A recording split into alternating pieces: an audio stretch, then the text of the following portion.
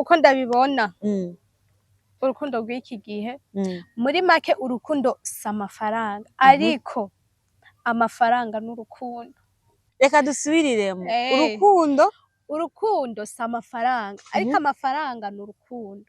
Umugabo yagiye gukora aratashe yabuze, no musi arabuze, ejo arabuze, indwi irakubise, akazi kaheze, ata kintu na kimwe uzana. Aho rero mufise n'abana.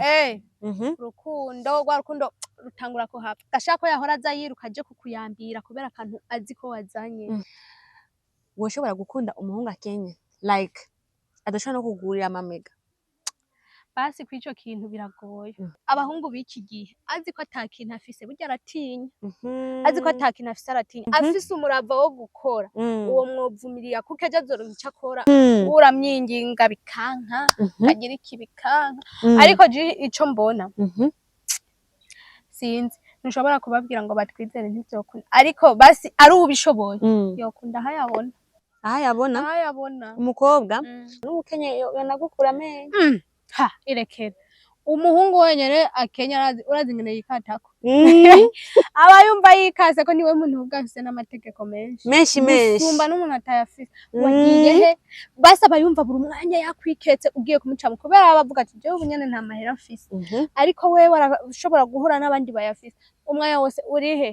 Wagiye he? Bimeze gute? Urumva rero ibi nibi baba bafise amategeko menshi. Ngo ufise ubwiza ariko mu mutwe ntubwira ntuzi kurondera. Voilà.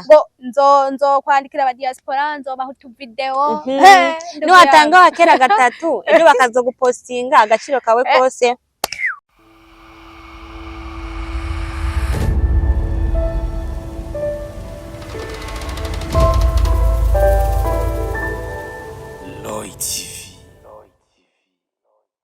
Mwaramutse namwiriwe abakunzi ba Roy TV mwese muko muradukikina kuno mwanya. Ni Bella Shaka kuri micro za Roy TV. Ijambo gihumure ushobora kuba ugwaye cyangwa ugwaje cyangwa ufise ikindi kibazo cyo mu buzima cyacu cyose ngoma ndakubwiye nisiko bizohora. C'est la vie qui change, n'ubuzima gusa buhindagurika, nta joro ridaca kandi nta mvura idahita. Rero komeza wihangane, namba ari ubukene nturi wenyine, ni benshi bari mu bigeragezo nk'ivyo, namba ari ikibazo cyo mu rugo, namba ari ikibazo cy'ubuzima busanzwe, cyacu cyose vraiment iha amahoro, ntiwimvire kwiyahura, ubuzima burabandanya. Uno musi turi muri open debate, ndi kumwe n'umujene demoiselle, ngira muramubona ugwaruka rwacu la jeunesse, yaje kuri micro za Roy TV muri open debate y'uno musi. Reka manze ndamwakire kuri micro za Roy TV kugira ngo mumve n'akajwi kiwe anabibwire yongere kandi abaramutse. Kaze kuri micro za Roy TV. Merci beaucoup. Umeze neza? Umeze neza. Uraberewe? Yo, merci, nawe uraberewe cyane. Merci. Abakunzi ba Roy TV ndabaramukije, amahoro y'Imana bane namwe, n'abakunzi banje hariya kuri page Audrey Official, amahoro menshi. Ndazi bazobitwereka muri comment. Abafana ba Audrey Official mwandika ati turi kumwe 5 kuri 5 muri commentaire. Muramuzi Audrey muri industry y'u Burundi ya movie, amareresi, ibintu nk'ivyo muramaze kumubona, ni muri Fer Rouge. Umukinya bikora neza cyane, ndamubwira ni coup de chapeau. Merci. Audrey, ona munsi nshaka tuyage ku kintu cy'urukundo n'amafaranga kuko turugwaruka sivyo none. Kandi ugwaruka ruraja mu bintu bita ku datinga, kureshanya, gukundana, guhitamwo. Rero la jeunesse ahanini bisunga ibintu vyinshi kugira ngo avuga ati uyu no mwemera. Asasa dufate kwitege abakobwa gisina gore, iyo uri kuri vuga ati no hitamo umuhungu tugakunda cyane tukabana. Besha akunda kuvuga ati umuhungu yipanze. Umuhungu ashobora gutunga umuryango, umuhungu afise imodoka, umuhungu afise iPhone, ibintu nk'ivyo benshi muravuga ati je nkene mu diaspora, sivyo?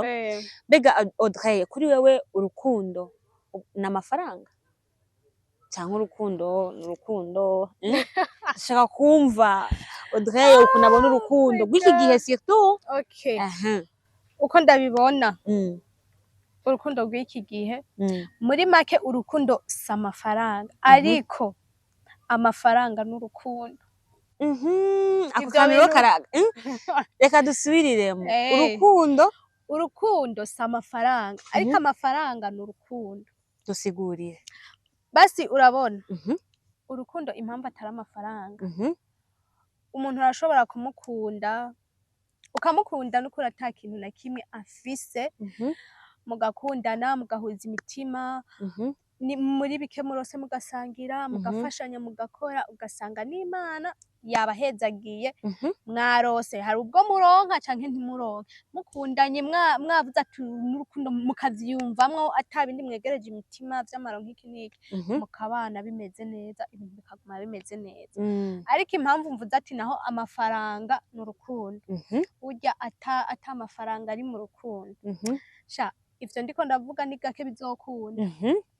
Ntimuzoja kurara ubusa ngo umugabo atahe, dufate umugore nta kazi afise, umugabo arafise akazi, canke dufate no ku basheri, umukobwa nta kazi afise, umugabo arafise akazi, canke umugabo yagiye gukora aratashe yabuze, no musi arabuze, ejo arabuze, indwi irakubise, akazi kaheze, ata kintu na kimwe uzana. Aho rero mufise n'abana. Urukundo rwa rukundo rutangura kuhava, gashaka ko yahora aza yiruka aje kukuyambira kubera akantu azi ko wazanye, uciye uza ugaragara, atanguye gucika intege, arakubona bakavuga none nta kintu, kare warashika akakuyambira akagusomagura iki n'iki biraryoshe, kubera iki arazi ivyo wazanye, muga kubera abona ata mahera hari iki n'iki, hari ibintu vyinshi ariko arakenera ariko arabironka, aca atangura kugira mind ni gute noronka amahera yo kuronka ibi n'ibi, ukaca usanga vya bintu bitanguye guhungabanya rwa rukundo bari bafitanye mu gihe bari bafise amahera, ariko kubera yabonye amahera yabuze, rwa rukundo ruca rutangura kuhava. Aho nyene Audrey, tuvuge uricari muto cyane, uri mu jeune fille, woshobora gukunda umuhungu akenye like adashobora no kugurira amamega?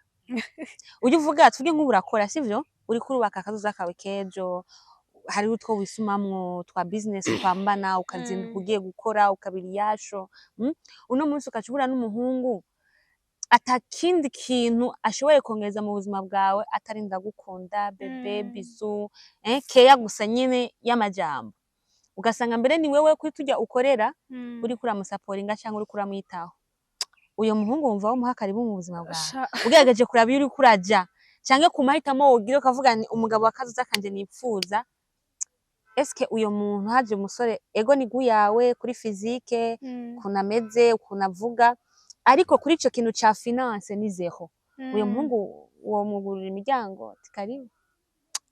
Basi kuri ico kintu biragoye, biragoye, ariko basi umuhungu dufate nk'ubu, donc umuntu ashobora gukundana n'umuhungu afise, ubona ko afise ibintu, ariko ukaba ubizi ko wamukunze ubibona ko abifise, ariko arashikiwe n'ikibazo runaka, iki n'iki, vya bintu birahungabanye, birahavuye, kuko wamukunda ukomeje kumukunda. N'umuhungu wenyene ubwiwe, abahungu b'iki gihe azi ko ata kintu afise burya aratinya, azi ko ata kintu afise aratinya. Umuhungu amaze kubona yuko ti vya bintu nahora mfise vyagiye ntabigihari, ababona ko menga uramusuzugura, na wa mugore aragiye, canke nasaba kunyubaha, wewe nubwo womwereka basi kumukunda, canke nubwo mwutwo dukeya twawe woba urondera uvuga ati reka nze ndamufashisha iki n'iki, wewe basi aba yumva asuzuguritse, aba yumva acitse, acaguma yumva inferiorité muri we, atangwa kuyumvira ati namba ugiye nk'ahantu ugiye kubera yuko nkenye, namba mutahurije ku kintu ntunyumviye kubera yuko nkenye, nubwo basi utari kumwumvira kuri ico kintu yafise, ntavyakira co kimwe no mu gihe atayafise, right? We nubwo basi wovuga ati no mukunda ukamukunda, yigera kwizera. Ubwo rukundo usanga rurimo intambara nyinshi, kandi uramukunda muri wewe, ariko wewe ntavyizera, ni na wa muntu ahubwo aca yama yishavuje, wewe kubera uzi ikibazo afite ukaguma umubaza bimeze gute, habaye iki, uguma muri habaye iki, ariko wewe wabona ko menga uriko uramubesha, kubera avuga ati uri umukobwa sha hariya wagiye waronse abandi, situnku niwe nkaho uri agakobwa keza, ashaka kuvuga ati abandi bafite amahera baramubona, ntiyumve bagwaye nka lift hoho, haba hahiye. Muri make urumva umuhungu akenye, jewe twakundanye mbona ushoboye gukora, basi bikayanga turi kumwe je twogumana warashaka nkaguma nkakora nawe gusa ufise ingufu zo gukora hari akantu ubona ati byari byacikiye kuko afise umurava wo gukora uwo mwovumiriya kuko ejo azoronka akora okay Audrey wowe uvuga uti namba ashobora kuba ari umuhungu akenye ataca afise ariko aba ari umuhungu afise umwete kandi afise vision at least afise aho yifuza kugera kuko hari n'abahungu bihaye kwigira aba garçon princesse ugasanga ashaka umukobwa abari wamutunga umukobwa abari wamugaburira umukobwa yani wenyine akaca yumva ntashaka gukora n'ikintu na kimwe akumva ko ninamuhereza imitoma myiza ninamutera neza neza araza ku ati barangwanira kuko bihaye akanungo abagabo ngo barazimvye ngo barabuze umva yacabona ati nubwo n'abandi mburakimazi bazongwanirira right nyatari kabisa uramyinginga bikanka kagira ikibikanka ariko ico mbona sinzi ntushobora kubabwira ngo batwizere ntivyokunda ariko basi ari ubishoboye yokunda hayabona umukobwa kuko bakunda no kuvuga bati hari ibintu bikunda kuba sifite no kuba mama bari mu ngo ugasanga umuhungu mukundanya Kenya ukamwihanganira akagera igihe akayaronka akaca abona nko kumenga ntukiri kuri niveau yiwe akaca aja kurondera uwundi mukobwa mbere anakurenze umukobwa arakaca avuga ati n'abakobwa rero ubu barahindutse aca avuga uti hako umpemukira ku kanyuma ntuma ndabuye afise n'ubundi byose n'amabi masa kuko bavuga hari abakunda kuvuga ngo urumva ngo umugabo ngo afise amahera ngo aragukubita ngo akagushunaguza mugasha n'ukenye yanagukura amenyo irekera umuhungu wenyene akenya urazi ngene yikatako aba yumva yikase ko niwe muntu ugafise n'amategeko menshi usumba n'umuntu atayafise wagiye he basi aba yumva buri mwanya yakwiketse ugiye kumuca kubera abavuga ati jewe ubunyene nta mahera mfise ariko wewe warashobora guhura n'abandi bayafise umwanya wose uri he wagiye he bimeze gute urumva rero ibi nibi baba bafise amategeko menshi no kuvuga twovuga yuko bon urukundo si amafaranga ariko amafaranga n'urukundo bisigura iki rero ntago uca ushingira ku mafaranga gusa mu guhitamo umuntu mwovyumva kumwe at least uraraba ubumuntu bwiwe nico no kongera ko uraraba ubumuntu bwiwe ukaraba ko afise umuco yiyubaha ukaraba yuko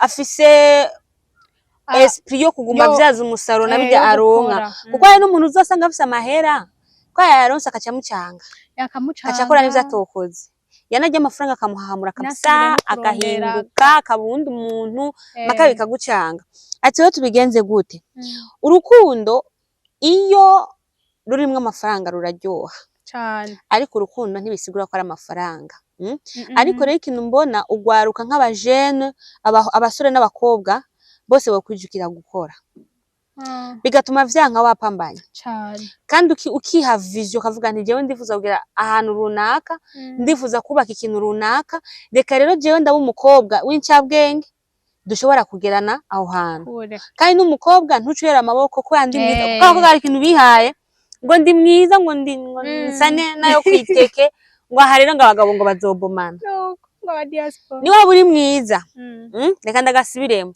niba uri mwiza udafise ubwenge hari ibihimba byawe bica bigira ikibazo hari ibihimba bica bigira ikibazo kubera yuko wowe ufise ubwiza ariko mu mutwe ntubwira ntikurondera voilà nzo kwandikira aba diaspora nzobaho tu video niwatanga wakera gatatu ejo bakazogupostinga agaciro kawe kose nubwo uzogera igihe ukavyara abana bazobibona usange ikibazo gikomeye cyane rero amahera nkuko Dre yavuze ati amafaranga urukundo si amafaranga ariko amafaranga n'urukundo n'amajambo abiri menga arabushanya ariko uyasigwe neza vyo kumvikana iyo ufise amafaranga arabonye Apotre King Dieudonné aheruka Zanzibar kugira ubuzima n'umugore wiwe ndamukunda basi narabonye nahahise habo hari basi nabonye bavanye kure nzi basi ni nka wa muntu bakundanye bakoze je kubera sindabazi byajanje mugandi ko ndababona myimisi bafise ukuntu babidugije nabo tuko turabibona kurundi wabibonye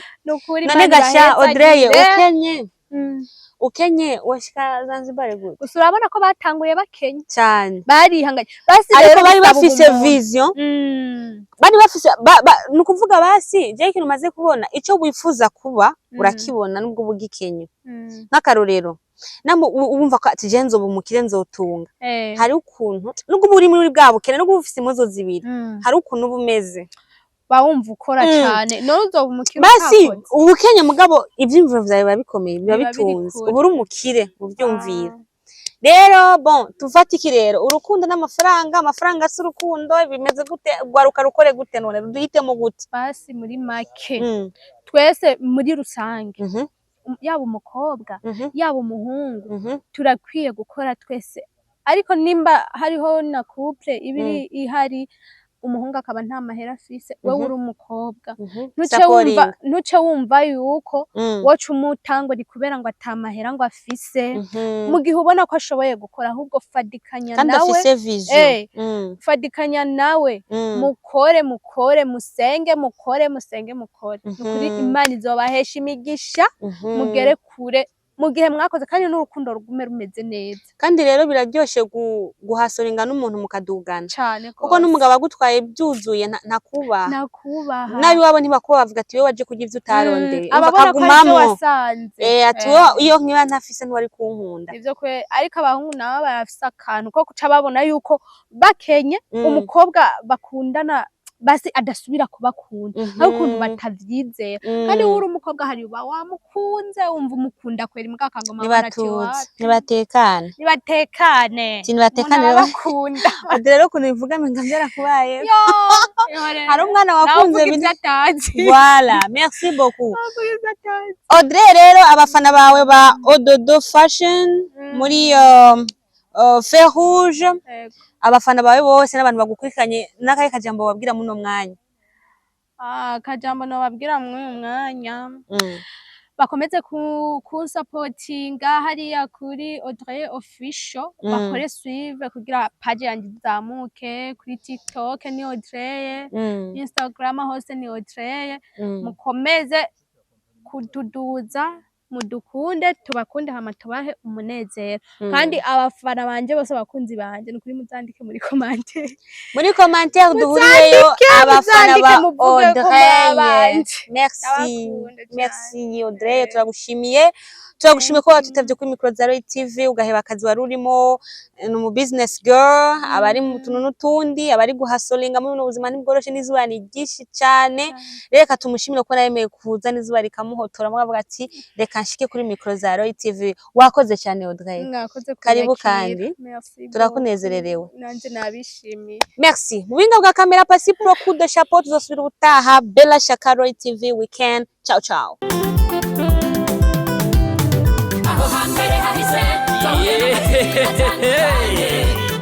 Imutangwa muri Roy TV, ibi byose tukaba tubikesha umutama w'amateka bita Roy wubahwe.